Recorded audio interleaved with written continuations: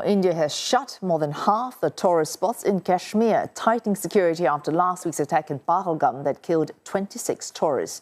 Around 50 parks and gardens are now reportedly off limits. Officials say more restrictions could follow. They've given no timeline, only saying they're acting for the safety of both locals and tourists. But it's a major blow to tourism, critical to the regional economy. That industry brought in an estimated $1.4 billion last year, about 7% of Kashmir's GDP. The figure was projected to rise to 9.5% this year, although Tuesday's attack is likely to change that outlook. Tourist arrivals in Kashmir have tripled since before the pandemic, with more than 3.5 million arrivals last year.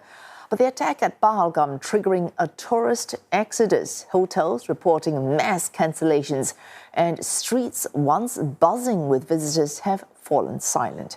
With Delhi and Islamabad making moves and counter-moves, Pakistan's defense minister has warned of an immediate threat of war with its neighbor. He called the next few days crucial while signaling it's possible to ward off escalation. India's Ministry of External Affairs has yet to respond. And Neha Poonia joins us live from New Delhi. Neha, these closures, more than half of just under 90 tourist hotspots in India-administered Kashmir, with more measures that could follow in the next few days. That's right. There's been no formal announcement by the government, and what we're picking up is based off of reporting being done by local media outlets, by local news agencies, all of whom are quoting unnamed officials as having confirmed this news, where they're saying that 48 of 87 tourist spots are being shut.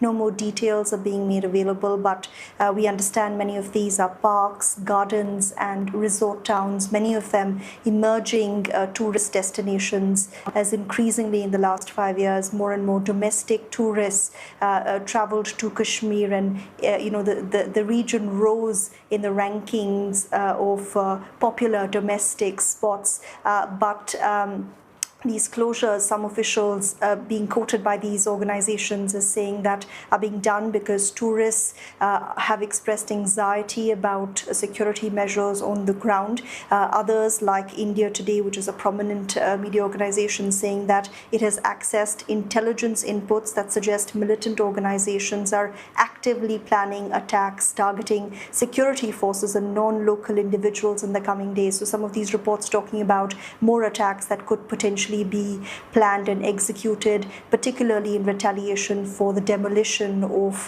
homes linked to militants and terrorists in Kashmir. We've seen how the government has hiked security significantly in Kashmir in the last 1 week, as the region marks 1 week since that attack took place, and many houses of those linked to terror groups have been demolished, even as local leaders are calling on the government and security agencies for a more nuanced approach. But certainly things remain tense as that manhunt for the 4 gunmen who were behind this attack in Pahalgam still continues, with officials saying they're inching closer to their hideout.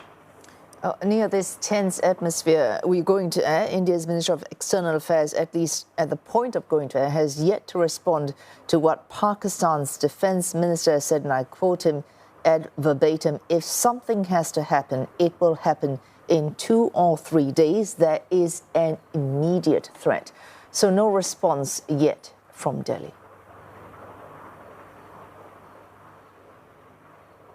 That's right. There's been no response yet, but as we talk, India's Home Affairs Minister, who's in charge of internal security, Amit Shah, who's also Prime Minister Modi's right-hand man, has been holding a high-level meeting. There have been a series of meetings that have taken place in the last few days since this attack happened. Among the many measures India's announced, there is pressure on the government, especially from its domestic constituents who are calling for a response that looks at set measures that go beyond the impact on bilateral ties. So India has, expelled diplomats, it's expelling Pakistani nationals, it's suspended that crucial Indus Water Treaty, something that Pakistan has said will be an act of war if the flow of water to Pakistan actually is stopped by New Delhi. But when it comes to a military response, despite there being expectation that something like that would follow, that's not happened yet. And the reason why there was expectation is because in 2019, when a similar terrorist attack had happened in which 40 Indian soldiers were killed, India had carried out airstrikes in Pakistan, something Islamabad had responded to with air raids. And